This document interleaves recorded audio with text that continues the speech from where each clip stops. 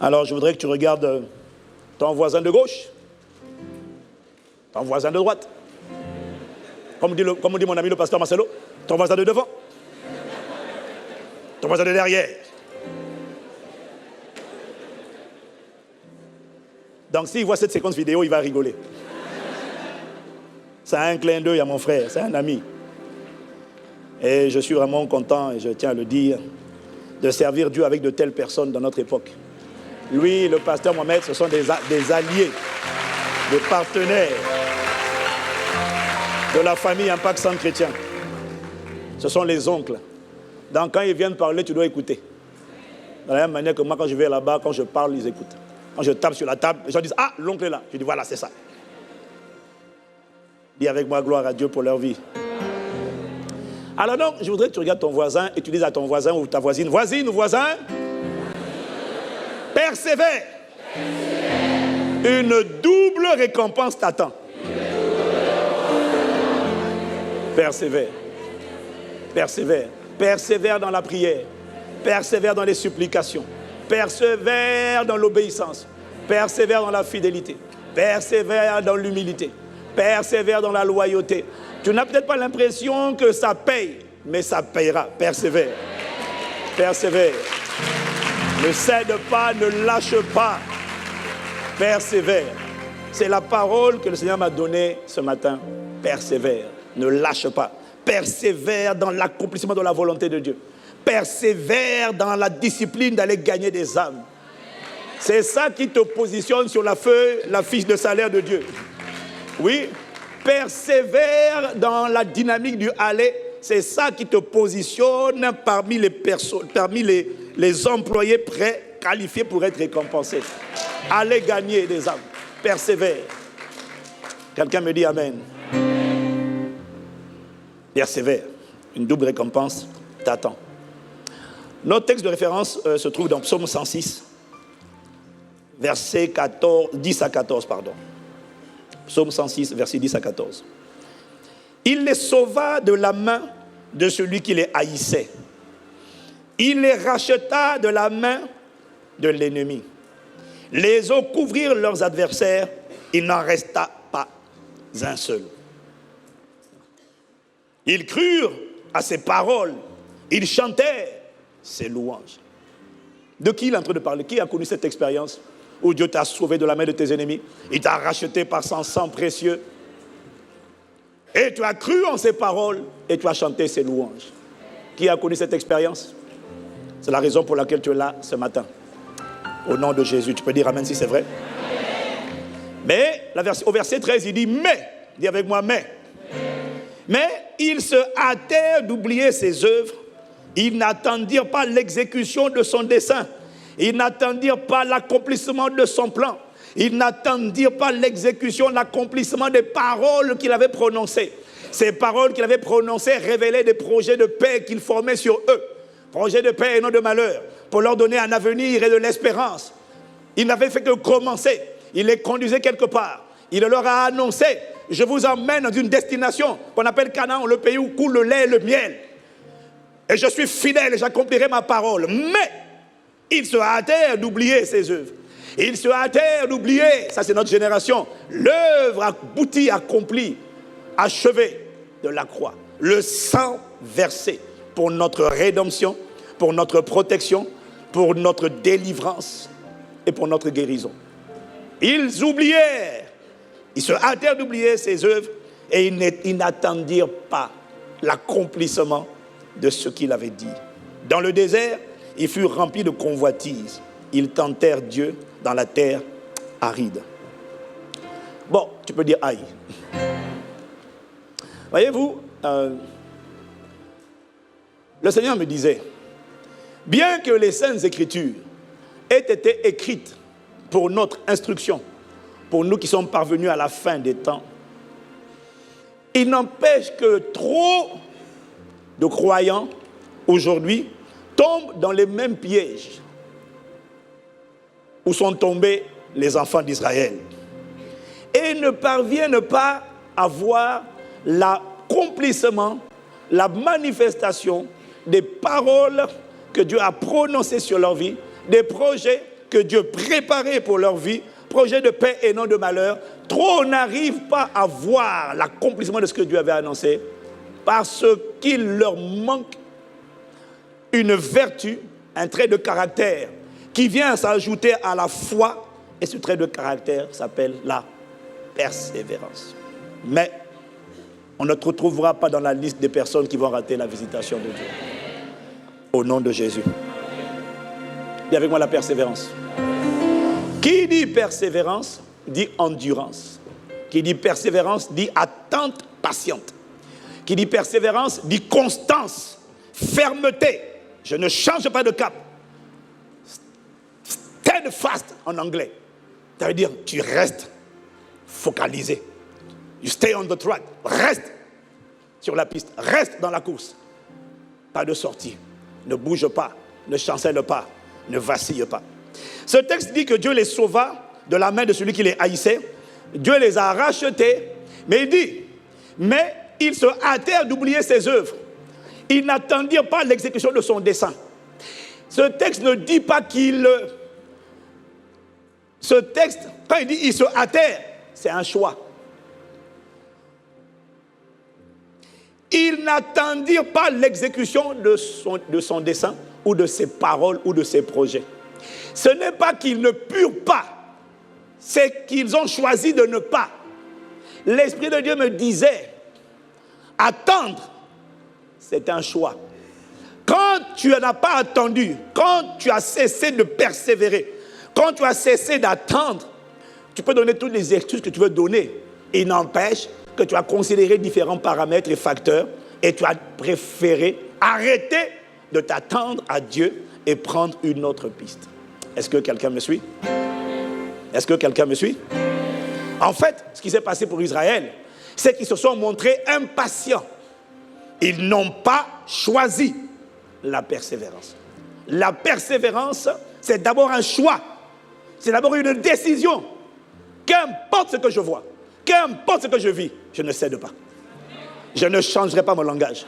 Je ne changerai pas d'attitude. Je ne changerai pas l'action de grâce. Je continuerai de proclamer. Je continuerai, je bénirai le Seigneur en tout temps et sa louange sera toujours dans ma bouche. Ce n'est pas un accident, c'est un choix.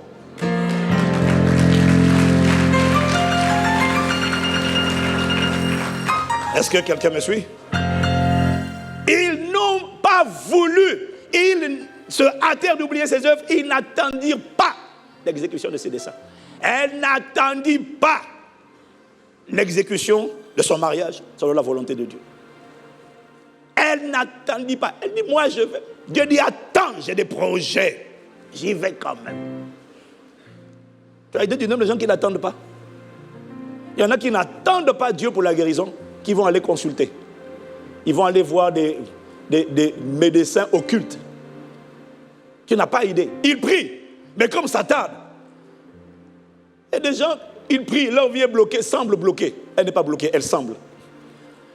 Et là, au moment où leur papa leur prononce, écoute, comme ton Jésus là n'agit pas, je connais un féticheur ou un marabout ou un docteur mystique. Peut-être que là-bas, il va te dire c'est quoi le problème. Et il y a des gens qui viennent me voir. Ma mère m'a suggéré, vous en pensez quoi? J'ai dit, viens, approche-toi un peu plus. Tu disais quoi? Pendant qu'elle approche, je prends ma main. Quand j'ai grandi, on avait ce qu'on a, en Côte d'Ivoire, ils ont ce qu'on appelle cocota. C'est-à-dire, c'est quand quelque chose vient sur ta tête, coq. Dis avec moi, waouh. Tu persévéreras comme jamais auparavant, à partir d'aujourd'hui. Au nom de Jésus, dis-moi amen. Alors, vous savez que la clé de la révélation, c'est la soif. Et la soif est exprimée par des questions. Je pose beaucoup de questions à Dieu. Parce qu'il a dit, mon peuple est détruit parce qu'il lui manque la connaissance. Et moi, tout le temps, je pose des questions. Et toute cette semaine, j'ai demandé au Seigneur, c'est quoi la suite? Et puis il a zoomé sur la persévérance. J'ai dit, mais pourquoi est-ce qu'on ne persévère pas? Pourquoi est-ce que la plupart des croyants, on ne parle pas des incroyants, on parle de gens qui ont cru à ses paroles, qui ont chanté ses louanges, mais qui à un moment donné ont oublié ce qu'il a fait.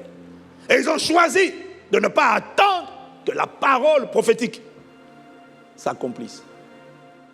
Pourquoi? Alors, je n'ai pas la prétention de dire que j'ai toutes les réponses, bien sûr. Mais il m'en a donné quelques-unes. Aucun enseignement n'est jamais fini, parce que la prochaine fois, après, tu as encore d'autres choses que tu n'avais pas compris, tu n'avais pas vu. Quelqu'un me suit et dit Amen. Pourquoi, hier comme aujourd'hui, la plupart des croyants ont du mal à persévérer? Une des raisons qui m'a montré, je dis que ce n'est pas la seule, mais j'en ai vu 3. Une des raisons qu'il m'a montré, c'est la pression, la peur de l'opinion des gens, la peur qu'on cultive soi-même. Et la peur est une mauvaise conseillère. La peur pousse à la précipitation. La peur te pousse à faire des mauvais choix.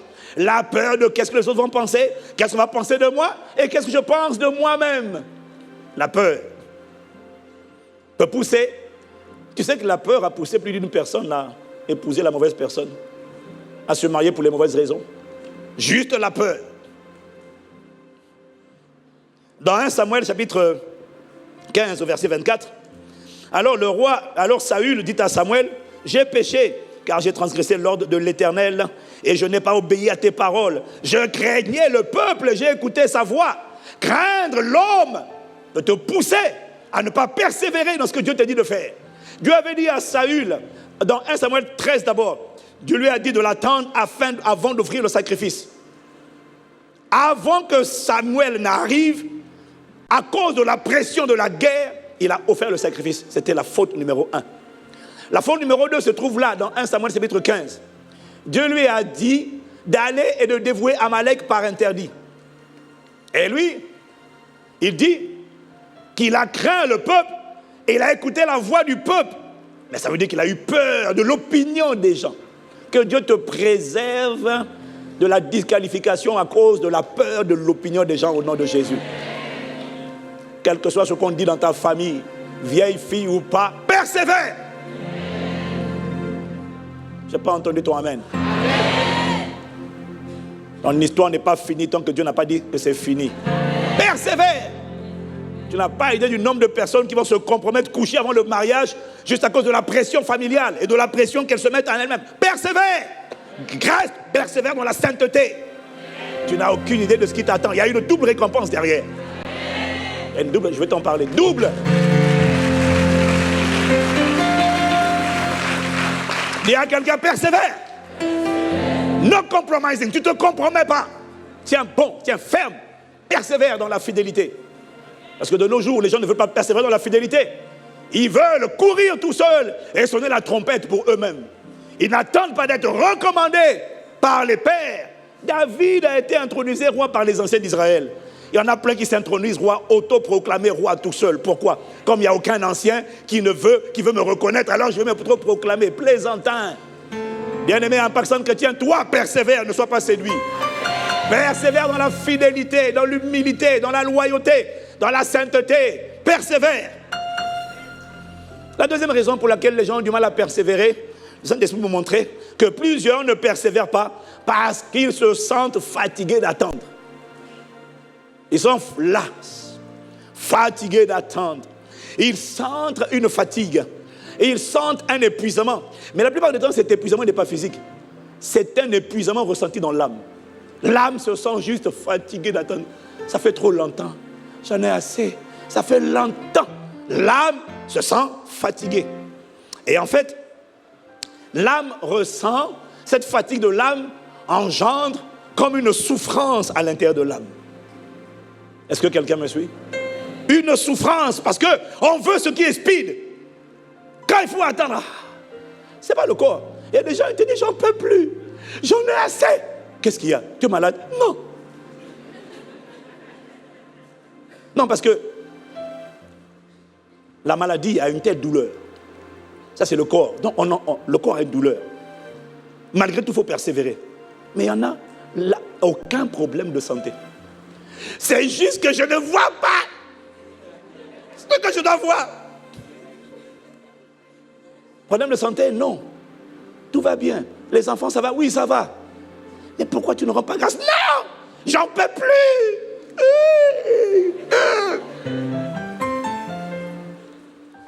Juste, j'en ai assez d'attendre. Ça me fatigue d'attendre. Qui est fatigué? Ce n'est pas le corps, c'est l'âme. Est vidée, épuisée. J'en peux plus. Et donc, en fait, l'âme ressent une souffrance quand elle attend. Et comme les gens n'aiment pas voir leur âme souffrir, dis, tu as trop attendu. On va se débrouiller sans Dieu, ça va aller. Parce que les gens ne veulent pas la souffrance. Les gens n'aiment pas les messages qui parlent de souffrance. On veut speedy. Dès que Dieu a parlé, aussitôt, aussitôt, aussitôt, aussitôt, aussitôt. Ça, les gens ont aimé.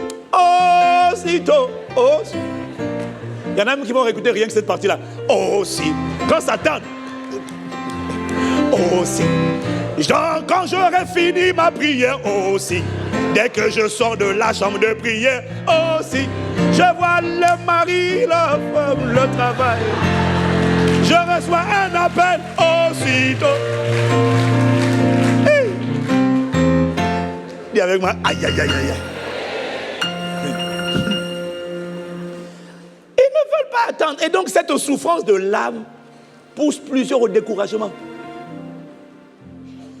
J'en peux plus. Découragement. Maintenant, moi, il m'a posé une question. Il m'a dit de poser la question. Chaque fois que tu cèdes au découragement, au désespoir, que tu jettes l'éponge, est-ce que tu as l'impression que ça va, ton âme va mieux après? Non. Est-ce que tu sens que ton âme va mieux? C'est-à-dire que tu dis, j'en peux plus, j'en ai assez, je ne prie plus, je ne jeûne plus, je ne fais plus rien, je ne sers plus. Voilà. Est-ce que tu te sens mieux après? Parce que moi, à mon avis, quand tu fais ça, avant, tu es en sorte de turbulence, mais dès que tu laisses tomber, tu abandonnes, ben c'est comme si tu fais un plongeon, en fait.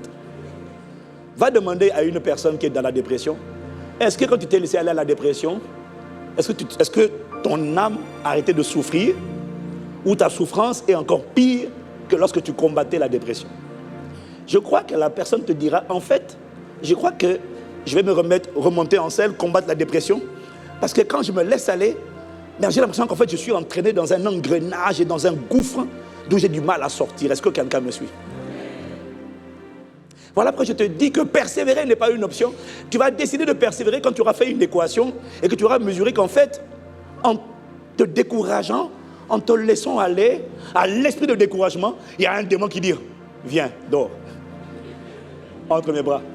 Dans mes bras de haine. Dans mes bras. Dans mes bras. Tu t'abandonnes à lui et puis quand il te prend, tu te dis, j'arrive. Et puis il te prend, il te salue. Mais tu m'égorges. Mais qu'est-ce que tu veux qu'il fasse? Sa nature, son mandat, c'est égorger, dérober ou détruire. Donc tu n'as pas d'autre choix que de te relever comme David. On parlait de le lapider dans 1 Samuel chapitre 30, on parlait de le lapider, tout le monde était découragé. Oui, ça arrive que tout le monde soit découragé. Et comme il n'y avait personne pour le consoler, ma Bible dit que David reprit courage en s'appuyant sur l'Éternel, son Dieu.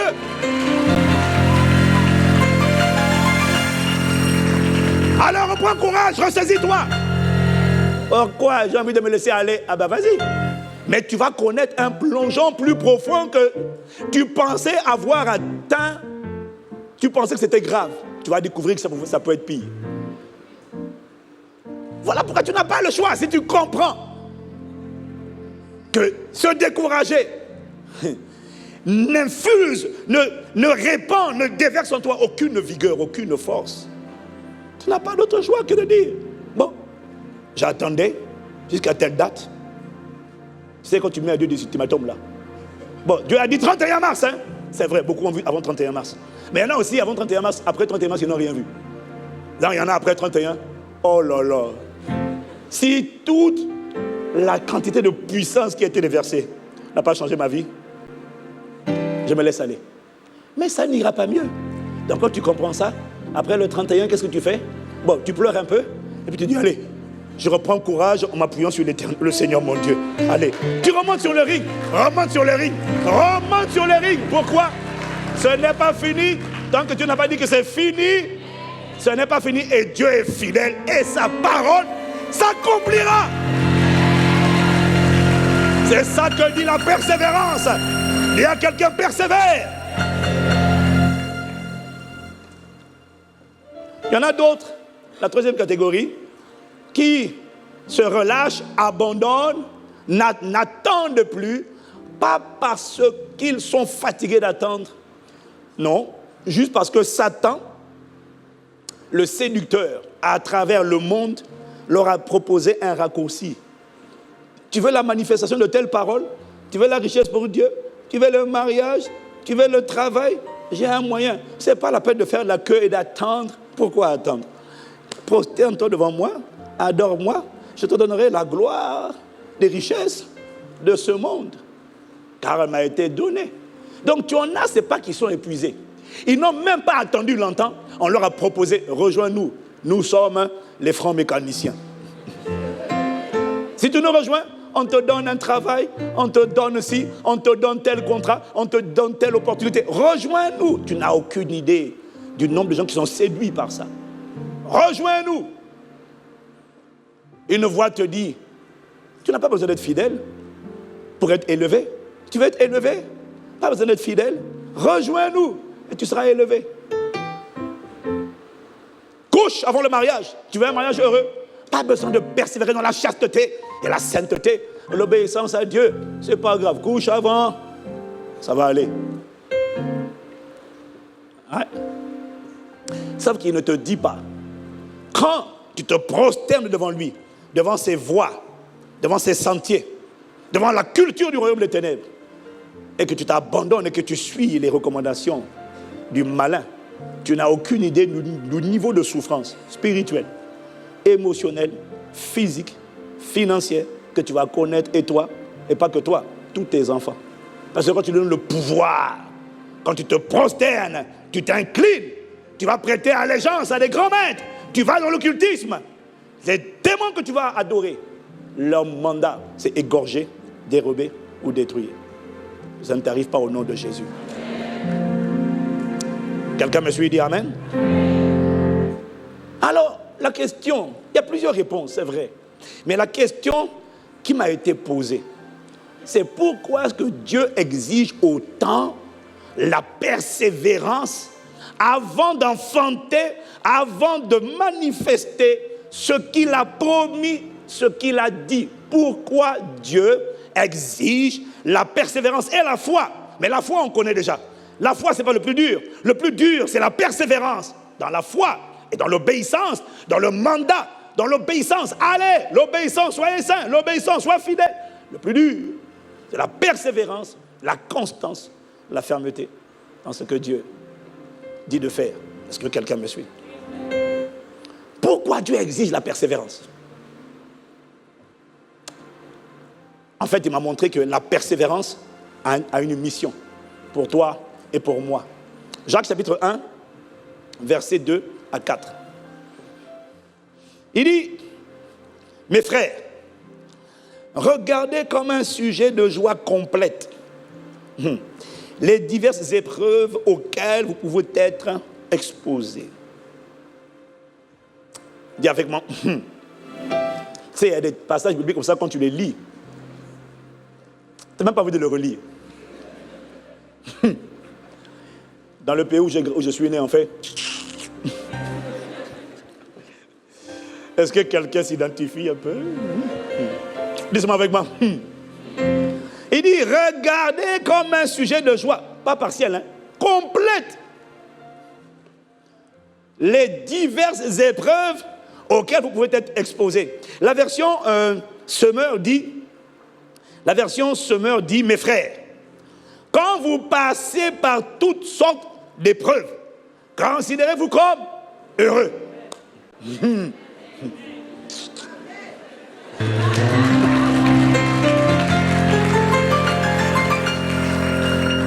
Là, j'entends une sœur dire, ça c'est pas pour moi.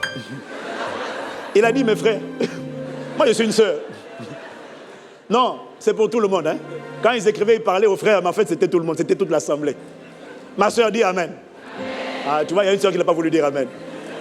Et tu sais c'est quoi le pire avec ce texte? Je l'ai lu pour toi dans la version grecque. En fait, c'est plus profond que ça. En grec, c'est encore plus terrible parce qu'il dit, Il n'est pas en train de parler de ton épreuve. Il dit, regardez, on revient sur lui second, regardez comme sujet de joie, donc considérez-vous comme heureux. En fait, le grec dit péripatéos. Péripatéos, ça veut dire, il ne dit pas les diverses joies, les diverses épreuves auxquelles vous êtes exposés. En fait, ce n'est pas ça. Il dit, péripatéos, c'est entouré. Il dit que lorsque vous êtes entouré de toutes sortes d'épreuves, pas ton épreuve là, il dit, il n'y en a pas une. Au nord, au sud, à l'est, à l'ouest, il n'y a que des épreuves. Ce n'est pas une épreuve. Toi, tu as une épreuve, tu pleures. Non. Il dit, quand vous êtes environné de toutes sortes d'épreuves, considérez-vous comme heureux.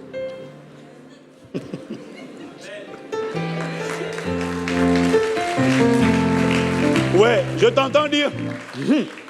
Fais encore. Jacques, là, il ne sait pas de quoi il parle. Hein? Non, mais Jacques est mort en martyr. Et quand Jacques écrit ça, l'église est persécutée.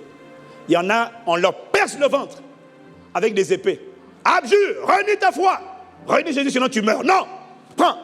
Quand il écrit ça, excuse-moi, l'épreuve dont il parle là, ce n'est pas le copain qui t'a quitté. Non, non, non, non, non. Oh, c'est une épreuve, c'est dur. Je ne m'en remets pas. Je ne peux pas m'en remettre. Dans 1 an, dans 6 mois, tu vas marcher. Tu auras tout oublié. S'il te plaît, ne nous fatigue pas. Hein? Alors, prends ton âme, mets le ventilateur devant, dis à mon âme, ça va. Allez, on avance vite.